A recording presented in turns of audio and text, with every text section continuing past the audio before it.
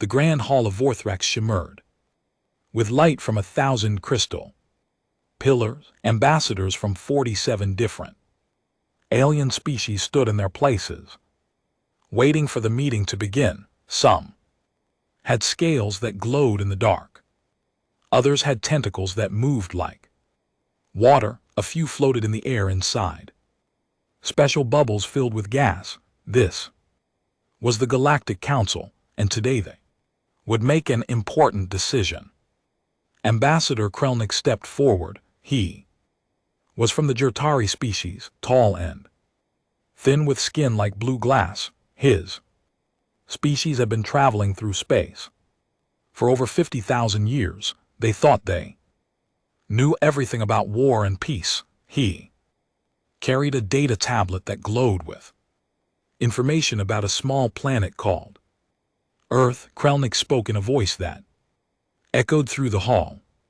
The humans have broken our laws 23 times, he said. They refuse to follow council rules. They expand their ships into zones we told them to avoid. They steal our technology and use it without permission. They are primitive and dangerous. The council members nodded. They had all read the reports. Humans had only been traveling in space for 312 years. That was nothing compared to the ancient species in the council. Some council members had been exploring the galaxy for 200,000 years. To them, humans were like children playing with fire. The humans don't even have proper shield technology, said General Vassar, a military leader from the Kel species. His forearms crossed over his chest as he laughed. They still use kinetic weapons, bullets, and missiles. How primitive. We stopped using those weapons 50,000 years ago. Other council members shared their opinions. Humans have no telepathic abilities. They cannot link their minds together. Each human thinks only for himself. They have no unity. They fight among themselves. How can such a divided species be a threat? Krelnik showed images on the large screens around the hall. These were pictures of Earth's military forces. The council members saw old warships, maybe 200 of them. They saw defense platforms around Earth's moon. They saw ground bases with rail guns pointing at the sky. It all looked weak and outdated. Our computer models show that humans can be defeated in less than 1 week, said Krelnik. We estimate their entire defense force has maybe 4 million soldiers. We have 4 billion in our combined forces. The odds are 1,000 to 1 in our favor. The vote was called. Should the council send a fleet to force humanity to surrender? One by one, all 47 species voted yes. Not a single voice spoke against it. They called it a proportional response. They called it a remedial military action. They made it sound simple and clean. The council decided to send 9,700 ships. This was called Annexation Fleet Alpha.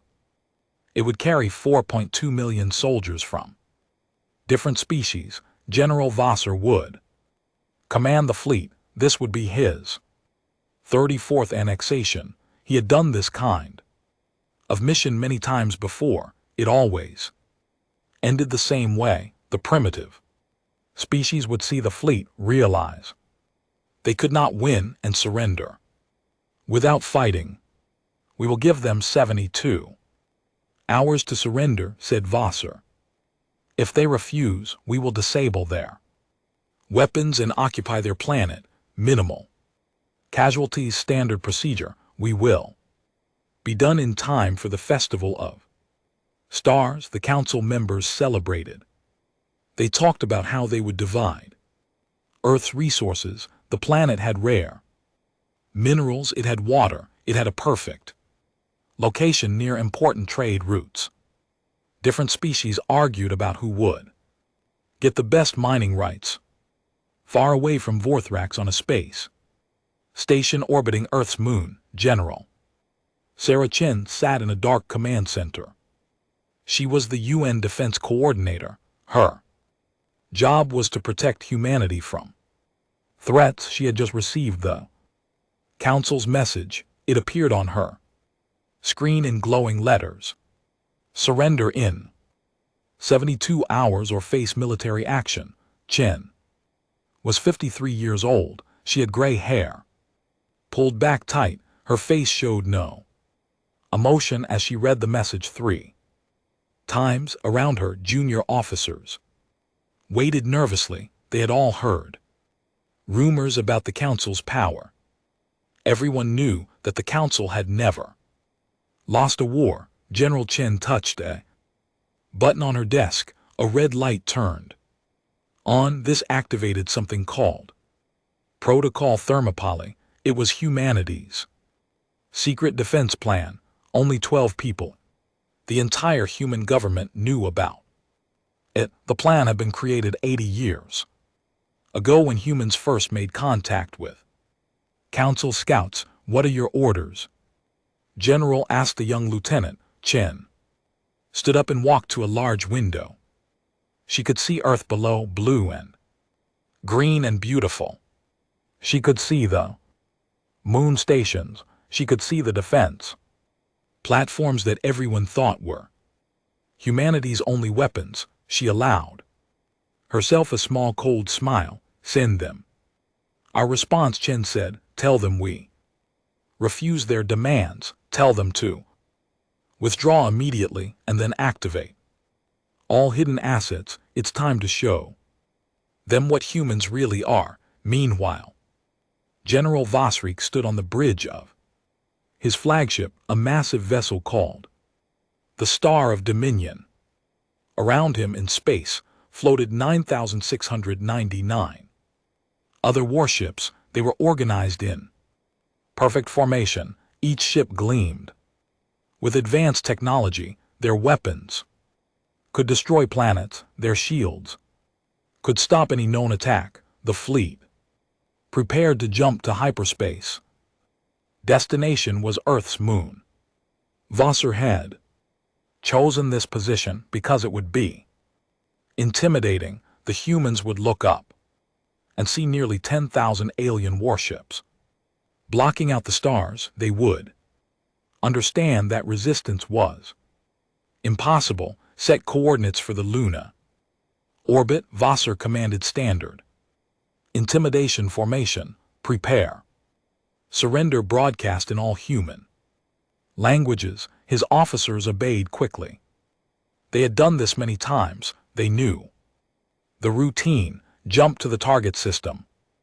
Show overwhelming force. Broadcast demands. Wait for surrender. Occupy the planet. Celebrate victory. It was all very predictable. Vosrik thought about his promotion. After this easy victory, he would probably become a fleet marshal. He might even get a seat on the Council itself. He imagined the ceremony, the medals, the respect from other species. Hyperspace jump in 10 seconds. Announced the navigation officer. Vassar watched the countdown. He felt bored. This would be quick and simple. The humans were outmatched in every way. They had no chance. In 1 week, maybe less, this would all be over. The Galactic Council would add another primitive species to its empire. Everything would continue as it always had. The countdown reached 0. Space twisted and bent.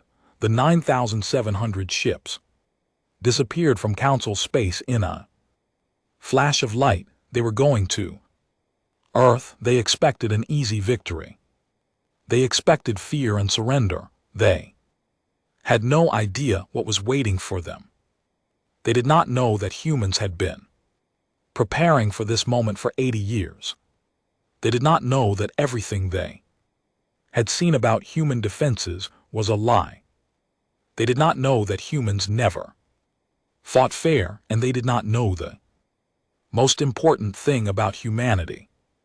When humans are backed into a corner, when their home is threatened, when their children are in danger, they become something terrifying. Back on Luna Station, General Chen watched the sensors. She knew the alien fleet would arrive in less than an hour.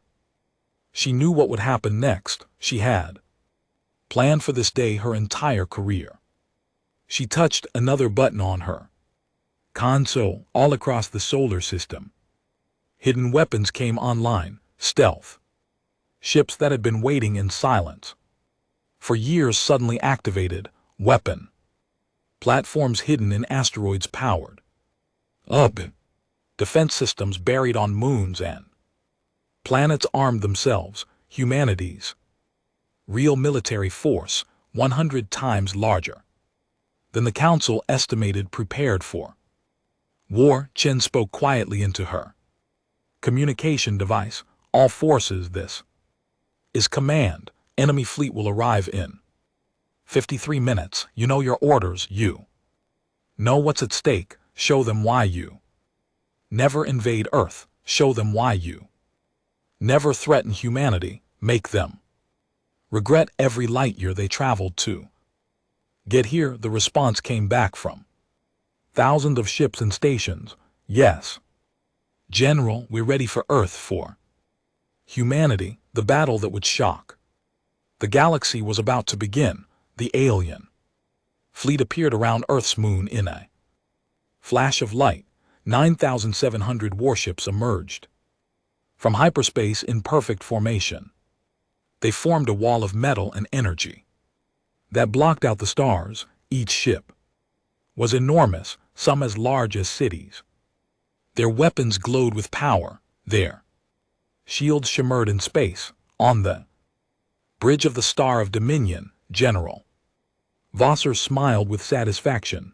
The formation was perfect. Every ship was exactly where it should be. The humans would be able to see the fleet from their planet. They would count the ships and realize they had no hope.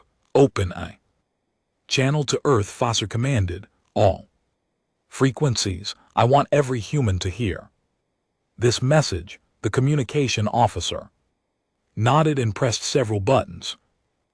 Green light indicated that the broadcast was active. Vosser cleared his throat and began to speak. His words were automatically translated into all human languages. People of Earth, this is General Vassarek of the Galactic Council. Fleet, you are surrounded by 9,700 warships. Your defenses are inadequate. Your weapons are primitive. Resistance is impossible. You have 1 hour to broadcast your unconditional surrender. If you refuse, we will disable your weapons and occupy your planet. This is your only warning. Vosser ended the transmission. He expected a quick response. Usually primitive species surrendered within minutes of seeing a Council fleet. Fear was a powerful weapon. The sight of so many advanced warships made resistance seem foolish. But 3 hours passed. The humans sent only one message. It came from General Sarah Chen at Luna Station. The message was short and simple. Request denied. Withdraw immediately. The officers on the bridge of the Star of Dominion looked at each other in confusion. One of them laughed nervously. Perhaps the humans don't understand, he suggested. Maybe their translation systems are broken. Bosch frowned. He had never encountered such a response before.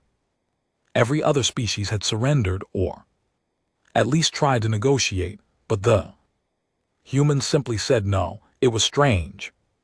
It was almost insulting. Their bluffing. Vosrik decided. Prepare to demonstrate our power. Target one of their orbital platforms. Destroy it. That will show them we're serious.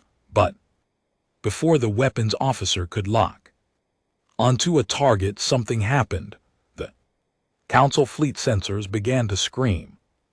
Warnings, ships detected movement all around them. Energy signatures appeared on the scanners.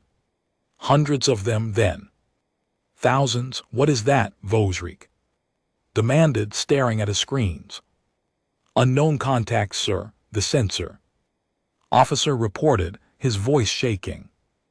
They're all around us. They just appeared. I don't understand how they got so close without being detected. The truth was simple but terrible. Humanity had been lying for 80 years.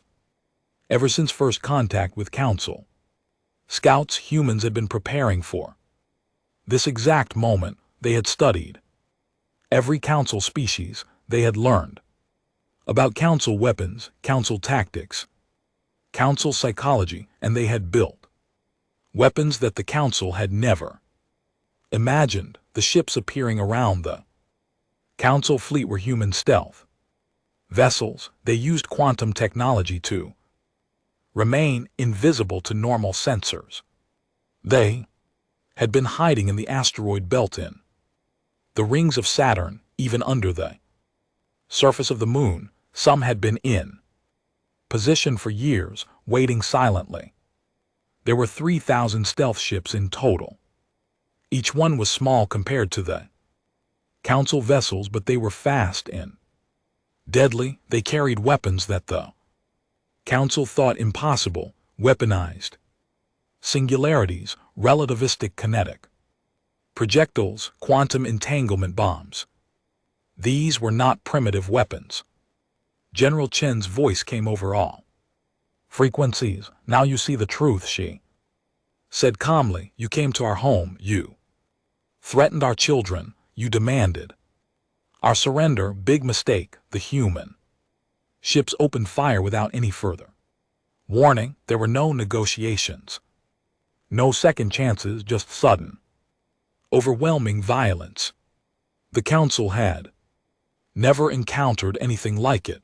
In the first 30 seconds, 300 Council ships were destroyed. The attacks came from all directions at once. Some ships were hit by relativistic projectiles moving at a fraction of light speed. Impacts released energy equivalent to nuclear weapons. Other ships were caught in quantum entanglement fields that tore them apart at the atomic level. Council shields designed to stop energy weapons and plasma blasts were useless against these attacks. The technology was too different. The physics were too strange. The Council's scientists had been too confident in their knowledge. Bosser stood frozen on his bridge, watching ships explode on his displays. His mind could not process what was happening. This was impossible. Humans were primitive. They were supposed to be easy targets. How did they have such weapons? Return fire, he finally screamed. All ships engage the enemy. The Council fleet tried to fight back. Thousands of energy beams and plasma torpedoes lit up space. Some hit the human ships. A few exploded, but most of the human vessels dodged with impossible speed. They moved like insects, quick and unpredictable. Their computer systems could react faster than any organic crew. And then Earth's visible defenses joined the battle. The orbital platforms that looked old and weak suddenly revealed hidden weapons. 200 human warships that everyone had seen were just the beginning. Thousands more emerged from hiding places throughout the solar system. The humans had planned every detail. They knew where the Council ships would appear. They had studied Council fleet formations for decades. They knew every weakness, every standard procedure, every tactical doctrine, and they had designed their battle plan to exploit all of it. The human strategy was brutal and efficient. They didn't try to fight fair. They didn't follow any rules of war. They simply killed as many Council Ships as possible as quickly as possible. There was no honor in it, no glory, just cold, calculated violence. And they used psychological warfare. 2. Human ships broadcast messages on council frequencies. They played recordings of dying council soldiers calling for help. They sent videos showing council ships being destroyed. They hacked into ship computers and displayed casualty counts in real time. They even broadcast human music, dark and aggressive, that made many telepathic species feel sick. 1. Broadcast particularly disturbed the council forces. It was General Chen reading from an ancient human text. We are the species that hunted mammoths with stone spears. We are the species that survived ice ages. We are the species that split the atom and walked on our moon before we had computers. We are the species that turned every animal we met into either a friend or food, and you came to our home thinking you could make us submit. Now you will learn what humans do to invaders. The battle raged for hours. The council fleet, despite having nearly 10,000 ships, could not organize an effective defense. The humans were everywhere at once. They attacked from above, below, from inside asteroid fields, from behind moons. Every time council forces tried to regroup, another wave of attacks would scatter them. By the end of the first day, the council had lost 2,400 ships. Human losses were 47 ships and multiple defense platforms. The exchange rate was horrifying. For every human ship destroyed, the council lost 50. Vassar sent a desperate message back to the council. Request immediate reinforcements. Enemy capabilities vastly exceed estimates. Suffering heavy casualties. Cannot achieve objectives with current forces. The council's response came 8 hours later. Reinforcements are not available. Other forces are committed to different sectors. You must complete the mission with existing resources. Failure is not acceptable. Vassar the message 3 times. He felt something he had never experienced in his 33 previous annexations. He felt fear, real cold fear. The humans were not going to surrender. They were not going to negotiate. They were going to fight until either the council fleet was destroyed or Earth was destroyed. And for the first time in his career, Vassar was not sure which outcome would happen. On Luna Station, General Chen watched the battle reports with no expression on her face. Her staff celebrated each victory, but she remained calm. She knew this was just the beginning. The council fleet still had over 7,000 ships. The battle would continue for days, maybe weeks. Many humans would die. Many council soldiers would die, but she had no doubt about the outcome. A young officer approached her desk. General, why did we let them think we were weak? Why did we hide our true capabilities for so long? Chen looked at the officer. Because the best weapon is surprise, she said. Because predators are most dangerous when their prey thinks they're safe. We studied them for 80 years. We learned everything about them, but they learned nothing about us except what we wanted them to learn, how they're paying the price for their arrogance. She turned back to her screens. Send orders to all fleet commanders. No mercy, no quarter. Every ship that came to invade Earth must be destroyed or driven away. Make the survivors tell the galaxy what happens when you threaten humanity. The battle continued into the night and the next day and the day after that. The council fleet was being ground down ship by ship, soldier by soldier, and they Worst part for them was that the humans never stopped. They fought in shifts.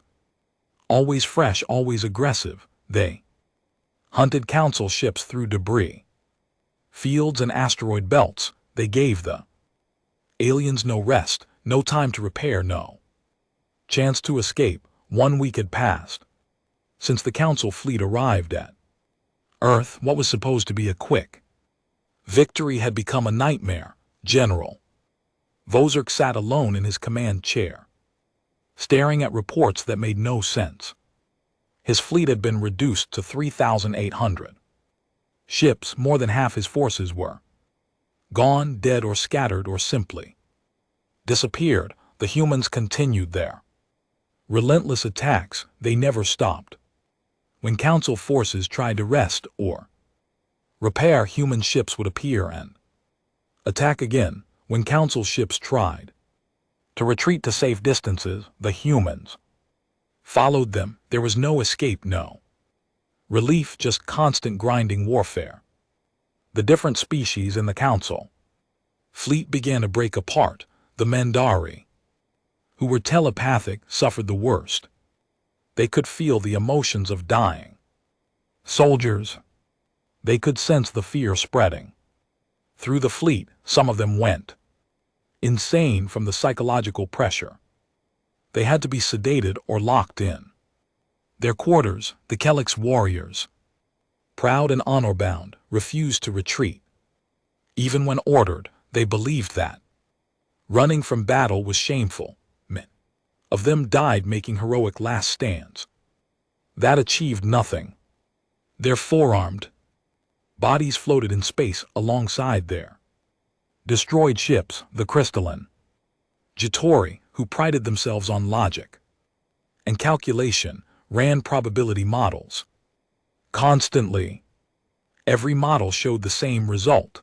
The council fleet would be destroyed if they stayed, but the council ordered them to continue fighting. Logic said retreat. Orders said attack. The contradiction caused conflicts in their thinking. The humans exploited every weakness. They had studied each species carefully. They knew which ones were telepathic and bombarded them with horrifying thoughts. They knew which ones valued honor and trapped them in situations where honor demanded suicide. They knew which ones relied on logic and created scenarios that had no logical solution. Human psychological warfare reached new levels of cruelty. They broadcast fake distress calls from council ships, drawing rescue vessels into ambushes. They hacked into council computers and displayed messages from loved ones back home, making soldiers homesick and depressed. They even created false intelligence reports that made different council species distrust each other. One transmission particularly disturbed the council forces. It was a recording of human children singing. The song was called Ring Around the Rosie. It sounded innocent and sweet, but the humans explained that it was about a plague that killed millions of humans centuries ago. Children sang about death and disease as a game. What kind of species does that? The council soldiers asked each other. The humans also used guerrilla tactics in space. They would hide inside debris fields and wait for council ships to pass by. Then they would attack from behind, destroying engines and leaving ships helpless. They used false retreats to draw council forces into traps. They pretended to be damaged and called for help, then ambushed the rescue ships. Every battle felt like fighting ghosts. The humans would appear suddenly, attack viciously, then disappear before the council could respond effectively. Their stealth technology was far superior to anything the council possessed. Their computers calculated trajectories and probabilities faster than organic minds could comprehend. But the most Disturbing thing was the humans themselves, Council soldiers who survived encounters with human ships reported strain. Things the humans never tried to communicate during battle, they never offered mercy, they never accepted surrender, they just fought with cold mechanical efficiency, like machines, like predators who had found prey. One council officer, a Jurtari named Quelix, managed to hack into a human communication channel during a battle. What he heard changed his understanding of humanity forever. The humans were not silent because they were emotionless. They were silent because they were focused. He heard brief, efficient commands: target acquired, firing. Target destroyed, next target. It was like listening to wolves hunt. Quell wrote in his report, "We made a fundamental error in our assessment of humanity. We assumed that because they fight among themselves, they are divided. We did not understand that humans evolved as tribal predators. Yes, tribes fight each other, but when an outside threat appears, all tribes become one. We are not fighting separate human nations. We are fighting humanity itself, and humanity is united in a way we cannot comprehend." By day 9, General Vozerk knew the mission was lost. He had lost 6,000 ships, 6,000 in any other annexation. Losing even a 100 ships would have been considered disaster, but here against these primitive humans, he had lost more than half his fleet. It was incomprehensible. He decided to retreat. It was the only logical choice. The council might punish him for failure, but at least he could save the remaining ships and soldiers. At least he could bring survivors home to tell what happened here. All ships prepare for emergency hyperspace jump. He ordered, said coordinates for council space. We're going home. But before the fleet could jump, General Chen's voice came over all frequencies. Her tone was cold and final. "You came to our home. You threatened our children. There is no retreat. There is no escape. There is only the consequence of your choice."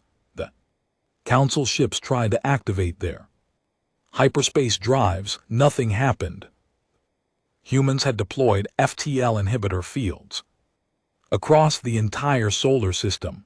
The technology was supposed to be theoretical, impossible to build, but humans had built it anyway. Now the council fleet was trapped. Panic spread through the remaining council ships.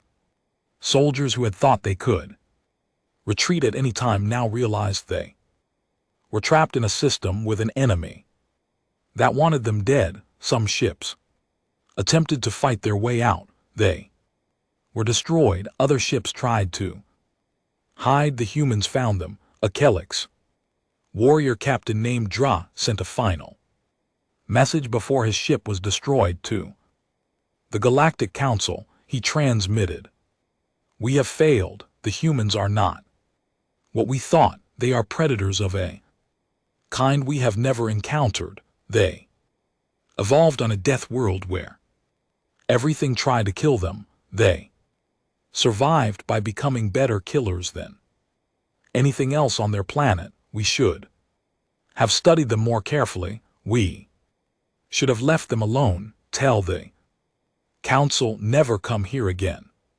His ship exploded 30 seconds after he finished the transmission. The message reached council space 2 weeks later. It was one of only a handful of final transmissions that made it out before the human FTL inhibitors blocked all long-range communications. As week 2 began, the hunt intensified. That's what the humans called it now. The hunt. They no longer pretended this was a war between equals. It was extermination. The human fleet had grown to over 6,000 ships as reserves were activated. They outnumbered the remaining Council forces 2-1. The humans organized their forces into hunting packs. Each pack consisted of 10 to 20 ships working together. They would search a sector, methodically checking every asteroid, every moon, every possible hiding place. When they found Council ships, they would attack without warning. No negotiations, no mercy, just swift destruction. A junior officer named Tana commanded a small Council ship that had been hiding in Saturn's rings for 11 days. She watched her sensors constantly, seeing the human ships getting closer. They searched in a grid pattern, checking each section carefully. They were patient, they were thorough, they were inevitable. Tana was Mandari, one of the telepathic species. She could sense the emotions of the human crews, even at a distance. What she felt was not anger. It was not hatred. It was something colder, determination, purpose. The humans felt they were doing something necessary, like farmers clearing pests from a field. That terrified her more than anger would have. On day 12, a human ship found her. There was no dramatic confrontation, no speeches. The human ship simply appeared, scanned her vessel, and fired. Tana had 3 seconds to send a final thought to her family across the galaxy before her ship exploded.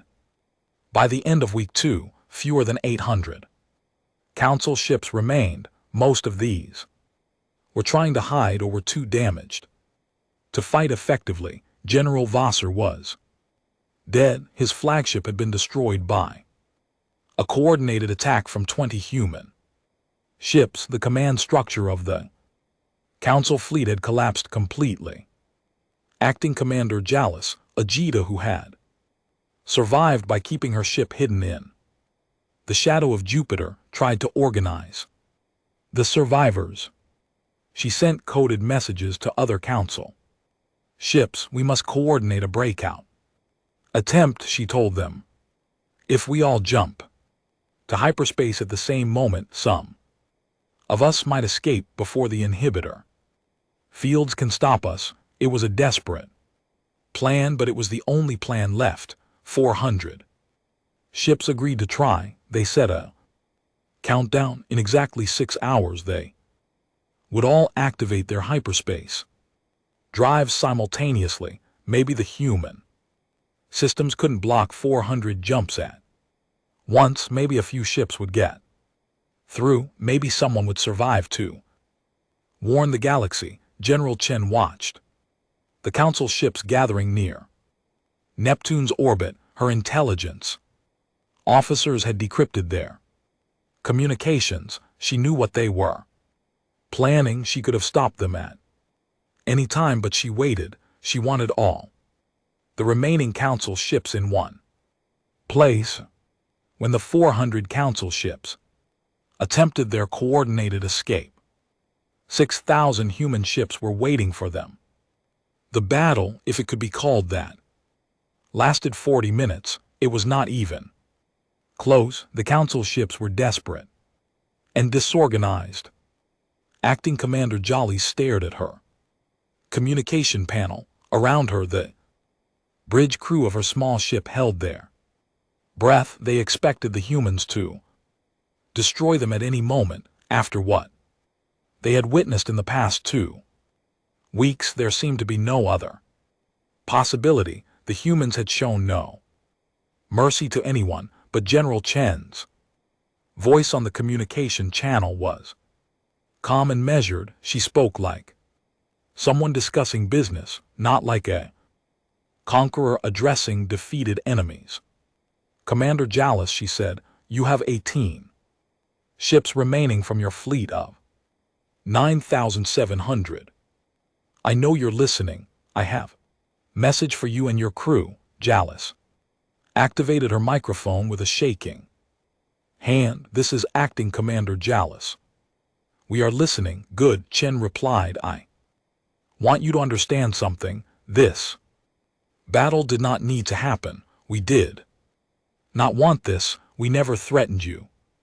We never attacked your worlds. We only wanted to be left alone, but your council decided we were primitive and weak. Your council decided to invade our home. Your council made a terrible mistake. Jealous said nothing. What could she say? Everything Chen said was true. The council had been arrogant. They had underestimated humanity, and now most of the invasion fleet was destroyed. Chen continued speaking.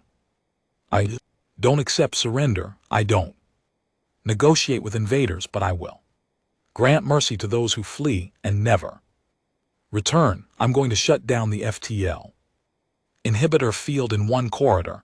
You will have 60 seconds to jump to hyperspace. Take your 18 ships and go home. Tell your council what happened here. Tell them what it costs to threaten Earth. Tell them that humanity is not primitive. We are predators and we protect our home. There was a long pause. Then Chen added one final sentence. And tell them that if they ever come back, we won't show mercy.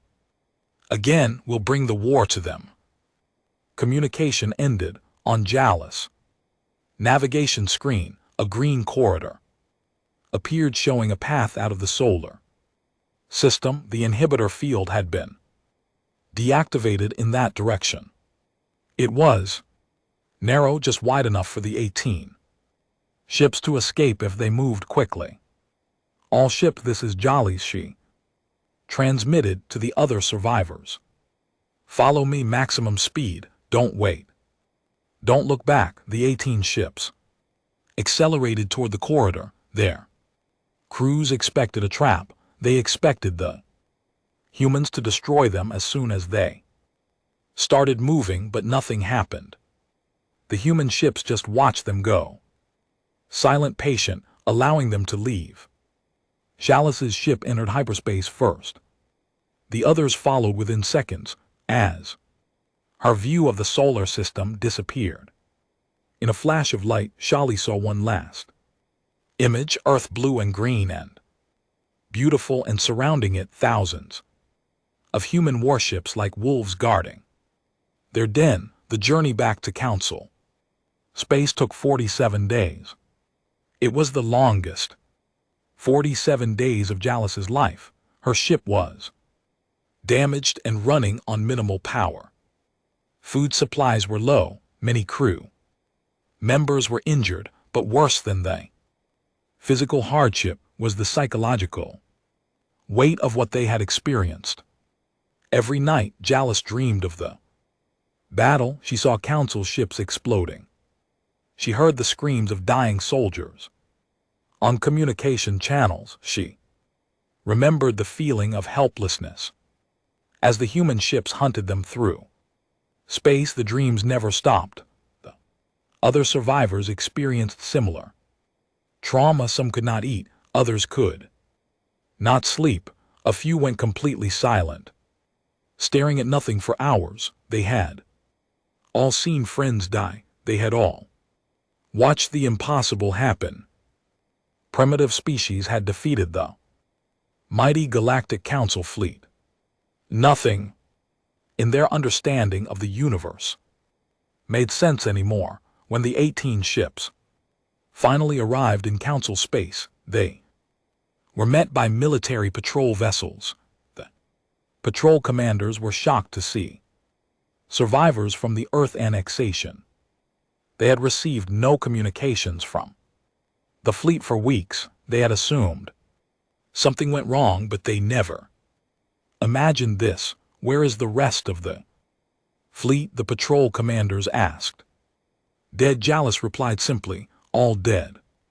9,682 ships destroyed. 4 million soldiers lost. The mission was a complete failure. The patrol commanders could not believe it. They demanded detailed reports. They asked the same questions over and over. How could a primitive species destroy an entire council fleet? It was impossible. There must be some mistake, some explanation, but Jalis had no other explanation to give. She told them the truth. The humans were not primitive. They had advanced technology. They had been preparing for invasion for decades. They had studied the council and learned all our weaknesses, and they fought with a determination that no council species understood anymore. The Galactic Council convened an emergency session. It was held in the same crystal hall where they had authorized the invasion just 6 weeks earlier, but the mood was completely different now. There was no confidence, no celebration, just shock and fear. Jolly stood before the council and delivered her report. She spoke for 2 hours describing everything that had happened. The initial attack, the hidden human weapons, the psychological warfare, the systematic destruction of the fleet, the final hunt, everything. When she finished, the chamber was silent for a long time. Finally, Ambassador Krilnix, who had first proposed the invasion, spoke. "This is clearly exaggerated," he said. "No primitive species could achieve such results. The commander must be incompetent or lying to cover her own failures." Jalis felt anger rise in her chest. She had watched thousands of soldiers die. She had barely escaped with her life, and now this bureaucrat, safe in his crystal hall, dared to call her a liar. "I have recordings," she said coldly, "battle footage, sensor data, final transmissions from dying ships. I can show you exactly what happened. And when you watch it, remember that this disaster happened because you refused to believe that humans could be dangerous, because you thought primitives were easy to conquer, because you were too arrogant to see the truth." She activated her data pad. The screens around the chamber came to life with images from the battle. Council members watched in growing horror as human weapons tore through their ships. They saw the quantum explosions. They saw the relativistic impacts. They heard the screams of dying soldiers. They witnessed the methodical destruction of ship after ship. One recording particularly affected the council. It was from a Kelix warrior captain named Drax. Moments before his death, his final message played for everyone to hear. "Tell the council, never come here again," his voice said. Then his ship exploded and the recording ended. When the presentations ended, chaos broke out in the council chamber. 12 species demanded immediate retaliation. They wanted to gather all council forces, maybe 100,000 ships, and destroy Earth completely. They wanted revenge. They wanted to show humanity that the council could not be defeated. But other species urged caution. They pointed out that humanity had just demonstrated it could defeat superior numbers with superior tactics. If 9,700 ships failed, what made anyone think 100,000 would succeed? The humans would have time to prepare. They would study the new fleet. They would find new weaknesses to exploit. And there was another consideration. General Chen's final message. Jalis played that recording too. "We in LT Unk and GTLL bring the war to them," Chen had said. The implication was clear. If the council attacked Earth again, humanity would not just defend, they would attack council worlds. They would bring their terrible weapons to peaceful planets that had not seen war in thousands of years. The council members began to realize something frightening. They had awakened a sleeping predator. For decades, humanity had been quiet and peaceful in their corner of the galaxy. But that was not because they were weak. It was because they chose to be peaceful, and the Council's invasion had ended that choice. Jolly spoke again, her voice cutting through the arguments. "I have one more message to deliver," she said. "It's from General Chen, transmitted specifically for this Council." She activated the final recording. Chen's face appeared on the screens, looking directly at the camera. Her expression was neither angry nor triumphant, it was simply determined. "Members of the Galactic Council," Chen said, "you sent 9,700 ships to invade one species that asked only to be left alone. You failed. Humanity has reverse engineered your FTL technology. We have studied your weapons. We have learned your tactics. We now possess all the technology from your destroyed fleet." She paused, letting that information sink in. Then she continued, "We are now coming to Council space not as conquerors but as equals. We will arrive in approximately 9 months. Prepare appropriate diplomatic reception. And understand this clearly, we do not forget, we do not forgive, but we can coexist if you respect the sovereignty of all species. Choose wisely, choose peace, because if you choose war again, we will finish what you started." Recording ended. The Council chamber fell into stunned silence. Then the arguing started again, louder than before. Some species wanted to prepare for war, others wanted to negotiate.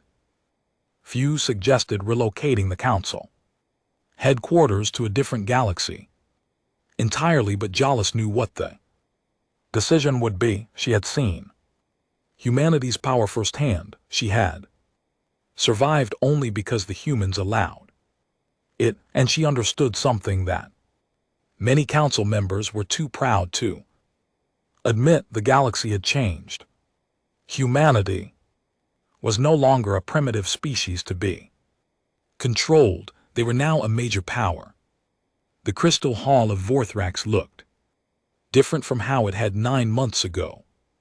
Then it had been filled with confident ambassadors who believed they ruled the galaxy. Now those same ambassadors looked nervous and uncertain. They were waiting for the humans to arrive.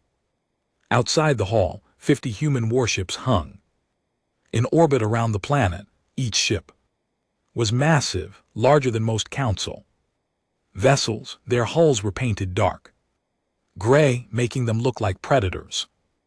On each hull, written in bright letters that could be seen from the surface, were the words, "Remember the 9700." It was a message, a reminder, a warning. The humans wanted everyone to know what had happened when the Council tried to invade Earth. They wanted the galaxy to remember that humanity had turned a fleet of 90,700 ships into wreckage and bodies. Ellis stood near the back of the hall watching the proceedings. She had been promoted. After delivering her report, she was now an advisor to the Council on matters relating to humanity. It was not a job she wanted, but someone had to do it. Someone who understood what humans were really capable of. The human delegation entered the hall. They walked in, formation precise and military. At the front was General Sarah Chen, though she now wore diplomatic robes instead of a military uniform. She had been promoted to ambassador. Behind her walked 50 humans, representatives from different nations and organizations on Earth. The humans did not look afraid or impressed by the Grand Chamber. They looked calm and confident. They had earned their place here through force. Everyone in the hall knew it. The humans knew that. Everyone knew it. There was no pretending otherwise. Ambassador Chen walked to the center of the hall where Speakers traditionally stood. Council members watched her carefully. Many of them had watched recordings of the battle. They had seen what human weapons could do. They looked at this small gay-haired woman and tried to imagine her ordering the deaths of millions. It was difficult to reconcile the calm diplomat with the ruthless warrior. Members of the Galactic Council, Chen began. Her voice was strong and clear. It echoed through the chamber. We come here today not as conquerors but as a sovereign species, demanding recognition. For too long you have treated humanity as children to be managed, as primitives to be controlled. That ends today. Some council members shifted uncomfortably. Chen continued, speaking. 9 months ago you sent an invasion fleet to Earth. You came to our home with weapons and soldiers. You demanded our surrender. You threatened our people. You made a choice, and that choice had consequences. She paused, looking around the hall at each species representative. We did not want war. We never threatened you. We asked only to be left alone. But when you forced war upon us, we fought with everything we had. We destroyed your fleet. We sent 18 ships back to tell you what happened. And now we are here. Ambassador Krelnix, the Jetari who had first proposed the invasion, stood up. He looked much older than he had 9 months ago. The disaster had affected him deeply. Ambassador Chen, he said quietly, the council acknowledges our error. We underestimated your species. We were arrogant and foolish. We paid a terrible price for that arrogance. Many council members lost friends and family in the battle. We ask for your understanding. Chen's expression did not change. Understanding, she repeated. You want understanding? Let me tell you what I understand. I understand that you made your decision based on incomplete information. You saw what we wanted you to see. You underestimated us because we let you underestimate us. That was our strategy and it worked perfectly. She walked closer to the council members. But here's what you need to understand about humanity. We are not like you. We did not evolve on peaceful worlds with gentle climates. We evolved on a death world, a planet that tried to kill us every single day. Ice ages, predators, disease, starvation. Our entire history is a story of survival against impossible odds. Chen's voice grew harder. You species have been traveling in space for hundreds of thousands of years. You've known peace for so long that you've forgotten what real war is.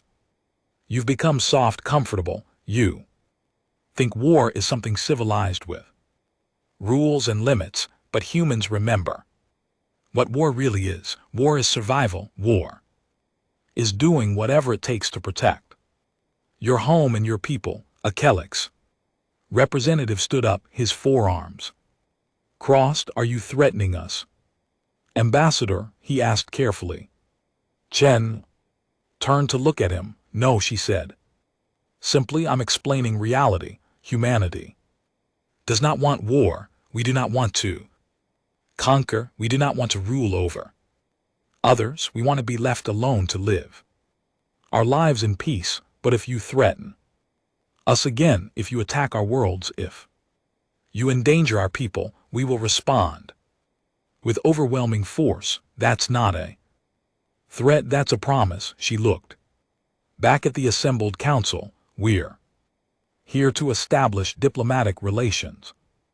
We're here to trade, to share knowledge, to cooperate on mutual interests. But we're also here to make something absolutely clear. Earth's sovereignty is non-negotiable. Human rights are non-negotiable. And if any species in this council ever threatens humanity, Again, we will not show the mercy we showed to your 18 surviving ships. Hall was completely silent. Every council member understood the implications. The humans were offering peace, but it was peace backed by the threat of terrible violence. It was not the kind of peace the council was used to, but it was honest, direct, and after seeing what happened to their invasion fleet, no one could doubt that humanity meant every word. A Mandari representative, a telepathic species, spoke next. Her voice was soft and sad. Ambassador Chen, we have studied the reports from the battle. We have tried to understand humanity's mindset. Many of us find it disturbing. You fight with such determination, such ruthlessness.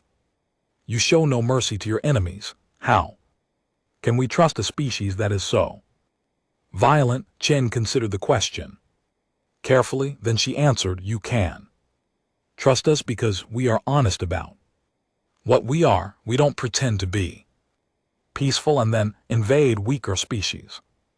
You did that. We defend ourselves and our allies with absolute commitment, but we also honor our agreements. When we promise peace, we keep that promise. When we promise trade, we keep that promise, and when we promise consequences for aggression, we keep that promise too. She paused, then added, you asked about mercy. Here's what you need to know. We didn't show mercy during the battle because you were invading our home. You were threatening our families. In that situation, mercy is suicide, but we did show mercy at the end. We let 18 ships escape. We allowed survivors to return home. We could have destroyed them all. We chose not to. That's the difference. We're violent when we need to be, but we're not cruel.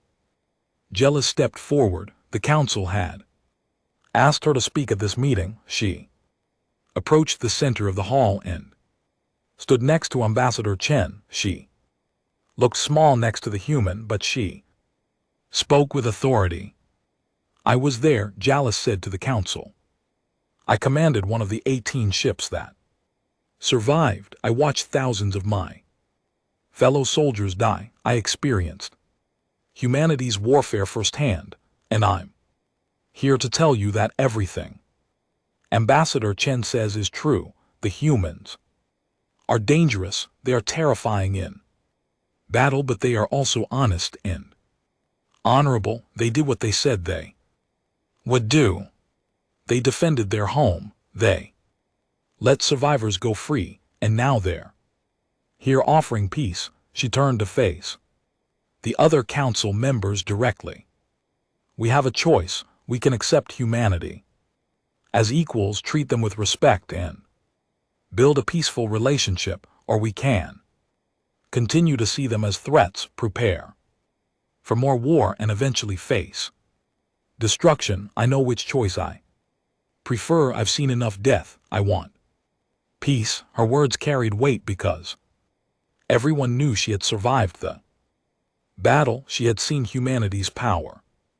If she believed peace was possible, then perhaps it was. The council voted. It was not unanimous. 12 species voted against accepting humanity. They believed it was too dangerous, too risky, but 35 species voted in favor. The decision was made. Humanity would be granted full council membership.